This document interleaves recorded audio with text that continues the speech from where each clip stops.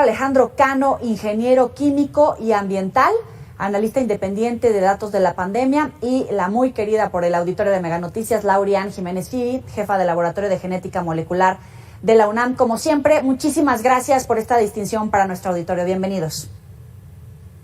Muchas gracias por la invitación. Saludos, Alejandro.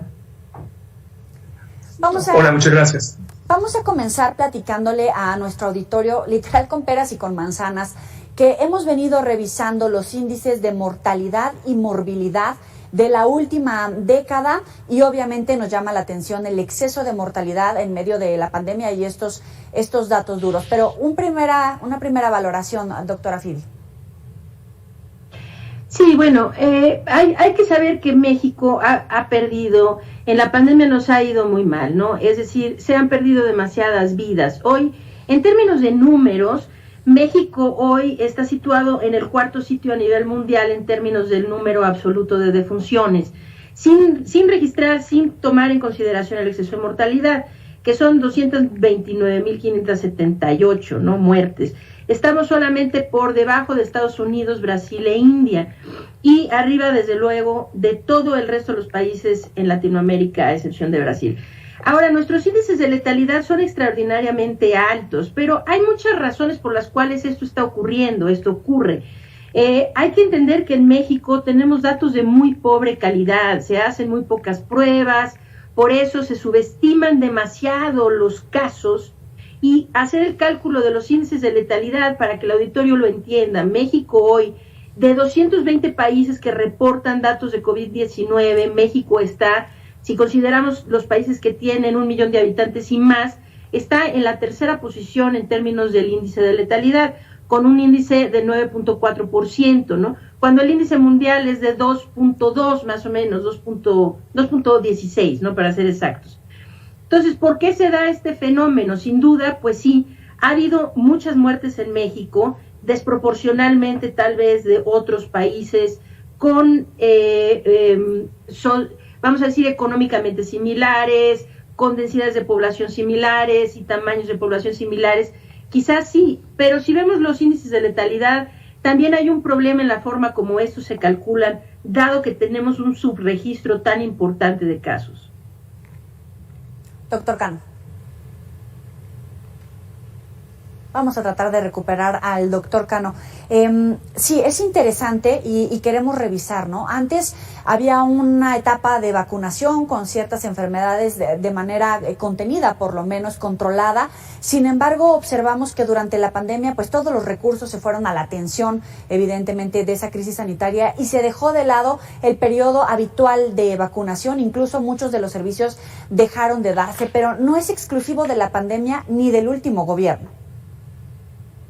Sí, indiscutiblemente. Han habido, bueno, desde luego, necesitamos separar las muertes que son consecuencia directa de COVID-19 sí, y las muertes que son, vamos a decir, secundarias a la pandemia. Personas que no pudieron ser atendidas de ciertas enfermedades porque los hospitales estaban saturados, porque no se estaba dando X o Y servicios médicos, etcétera, ¿no? Cuando hablamos del exceso de mortalidad, el último reporte que las autoridades han dado a conocer es un reporte que va a la semana epidemiológica número 16, que tiene una fecha de cierre al 24 de abril, ¿no? Se estaba reportando un exceso de mortalidad de 473.581 muertes, ¿no? De esto, el día de hoy, pues, lo que sabemos es, tenemos 229.580 reportadas oficialmente en las bases de datos de la Secretaría de Salud.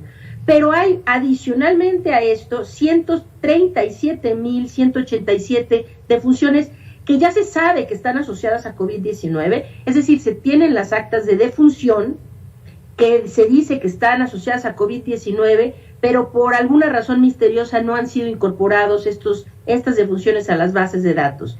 Y adicional a eso, hay otras 139.000 y fracción de defunciones que están registradas como por diversas causas, dicen en el reporte de exceso de mortalidad. Esas diversas causas pueden o no ser directamente relacionadas a COVID-19. Algunas van a ser indirectamente relacionadas a la pandemia, como personas que tenían un problema que necesitaba hospitalización y que porque los hospitales estaban saturados no pudieron ser atendidos. Ya tenemos al doctor Cano. Sí. Listo, Alejandro. Estabas escuchando, supongo, a tu colega. Sí, la estaba escuchando. Adelante. Sí, yo agregaría que los números que nos reportan cada noche vienen de un sistema que se llama el CISVER, es el sistema de vigilancia de la enfermedad respiratoria, y esos son datos que están alimentados por los hospitales, no son datos alimentados por los registros civiles. Tenemos por otro lado el otro sistema que es el Registro Nacional de Población. Este sistema que se alimenta por todas las actas de defunción que se expiden en el país. Y como decía la doctora Lorian, al corte del 24 de abril, en este sistema hay 343.240 actas de defunción en las que aparece COVID-19, coronavirus o SARS-CoV-2 como causa de muerte. Por otro lado, como decía, si comparamos las muertes que han ocurrido durante la pandemia con las muertes por cualquier causa que se hubieran esperado en un número de meses equivalente en otros años, tenemos un total de 473.581 defunciones, otra vez al corte del 24 de abril. Y esa diferencia de las 473.000 y las 343.000, pues son 130.000 defunciones por otras causas. ¿Qué puede ser? Pueden ser personas que no pudieron atenderse por estar los hospitales saturados, o personas que murieron en sus casas por COVID-19, pero que por alguna razón en sus certificados de defunción no se puso COVID-19 como causa de muerte. Tenemos pues algunos reportes, por ejemplo en la prensa, que hablaban de que las funerarias le decían a los familiares de las personas fallecidas que se simplificaba el trámite si ponían en el certificado de defunción una causa distinta a COVID-19. Pero vamos, diga lo que diga el certificado de defunción, son 473.000 vidas que se perdieron durante la pandemia, más allá de las defunciones que se hubieran podido esperar en un año sin pandemia. Ya hayan sido causadas por el virus SARS-CoV-2 directamente, o porque las personas no pudieron atenderse en hospitales por estar los hospitales saturados. Sí. Lauri, permíteme hacer esta pregunta. Es bien delicado el planteamiento. Veía varios reportes de prensa, no solamente nacional, también internacional, diciendo que los más pobres son los que más mueren por falta de hospitales, por falta de medicamentos, por falta de un doctor, porque a lo mejor les quedaba muy lejos, y que en medio de la pandemia, efectivamente, los más pobres se vieron más afectados. ¿Es así? Sí, definitivamente. Hay muchos reportes que sustentan esta información. A ver, la gente que se ha visto más perjudicada, las vidas, la mayor proporción de vidas perdidas ha estado en los sectores más desprotegidos de la población. Esto tiene muchas causas diferentes, desde luego las que tú ya señalas ahorita, Yoeli, son como esas, ¿no? Que pues la gente más desprotegida tiene que ir a los hospitales públicos, algunos de ellos pues son hospitales que están en muy malas condiciones, que se tiene una mala calidad en la atención médica, qué sé yo, ¿no? Que faltan insumos y demás. A diferencia de las personas que pueden pagar un hospital privado, vamos a decir. Pero no es solo el problema también es que esta pandemia ha tratado de ser atendida vía la mitigación y los confinamientos. Esto es una forma muy costosa, tanto en vidas como económicamente, de manejar un problema epidemiológico. Es decir, que cada vez que viene una catástrofe, entonces todos enciérrense. Si alguien recuerda, al principio de la pandemia, el doctor López-Gatell nos repetía como un mantra, ¿no? Cada vez que daba una conferencia de prensa decía, quédate en casa, quédate en casa, quédate en casa, lo repetía 3 veces. Y bueno, sí, pues sí, muchos que pudimos nos quedamos en casa, sin duda, ¿no? Pero hubo mucha gente, como el gobierno nunca tuvo programas sociales que permitieran a la gente más desprotegida quedarse en casa y resguardarse de la enfermedad, quienes se han infectado más son esas personas a las que se les dijo quédate en casa, pero sin una forma de poderse quedar en casa sin los apoyos sociales y gubernamentales que se requerían para poder hacerlo. Entonces son estas personas, los trabajadores, quienes necesitaban salir a comer, a trabajar todos los días para comer ese día y ponerme comida en la mesa para sus familias, quienes finalmente han sido el grupo de personas más afectadas por la pandemia, indiscutiblemente. Laurian, Alejandro, les pregunto, ¿cómo salir, evidentemente? ¿Qué podemos sacar adelante? ¿Qué hemos aprendido? Porque de repente empezamos a ver que el hongo negro, que otras variantes de la enfermedad, independientemente de los índices de mortalidad y morbilidad que ya traíamos, ¿cómo le hacemos para salir de ese hoyo? Bueno, la epidemia no se ha terminado. Hay que reconocer primero cómo se transmite la enfermedad. Este virus se respira. Entonces lo que tenemos que tener mucho cuidado es de no estar respirando aire exhalado por otras personas que pudiera contener el virus.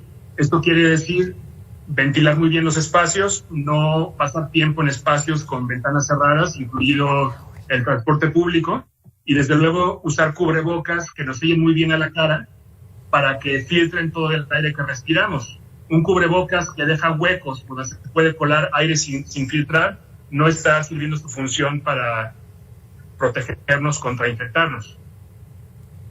Lauri. Sí, claro.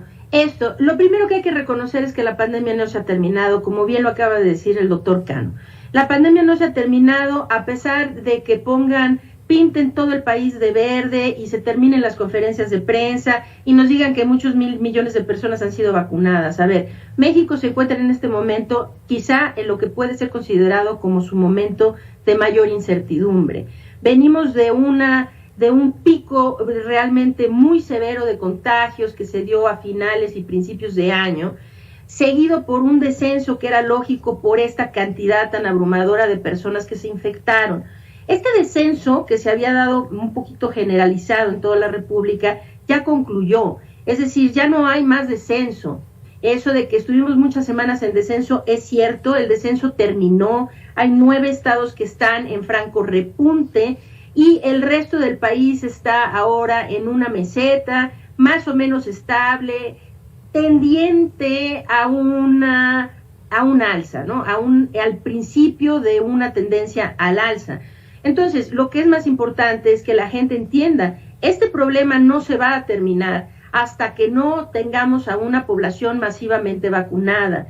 Y no porque nos cuenten todos los días que llegaron tantos millones de vacunas, sino porque efectivamente se pongan esas vacunas en los brazos de las personas y esas personas sean inmunizadas con esquemas completos de vacunación.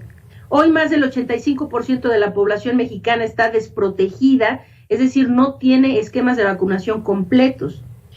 Esto quiere decir que necesitamos seguirnos cuidando y las medidas que acaba de mencionar el doctor Cano son las medidas para cuidarnos, es decir, no es necesario recurrir siempre a los confinamientos.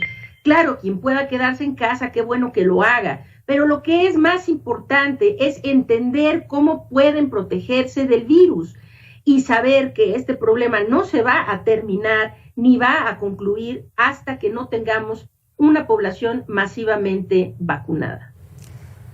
Le agradecemos al doctor Cano, ingeniero químico y ambiental, analista independiente de datos de la pandemia, y a la doctora Laurian Jiménez Fibi, jefa del Laboratorio de Genética Molecular de la UNAM. Como siempre, gracias por esta distinción para nuestro auditorio. Muchas gracias. Sí, un gusto estar con ustedes. Hasta luego.